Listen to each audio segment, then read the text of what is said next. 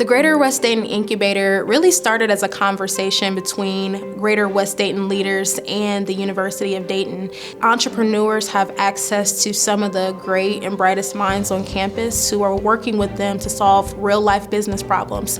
And on the flip side, students are really getting that hands-on experience. Experiential learning is really central to everything we do in the school business.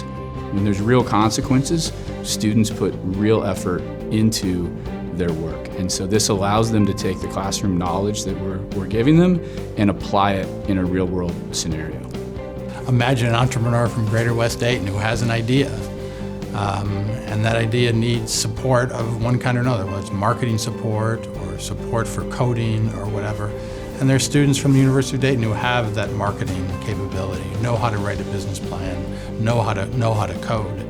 I think the students can help the entrepreneurs, and I think the entrepreneurs can really help the students.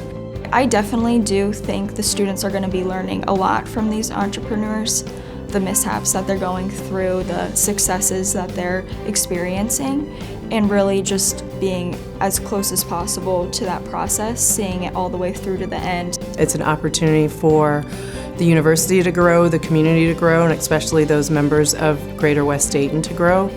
President Spina often talks about UD being the university for the common good, and this is an opportunity for us to demonstrate how business can positively impact the community. Growth for the incubator means growth for the community. I think that there could be a revitalization of West Dayton that we haven't seen in generations.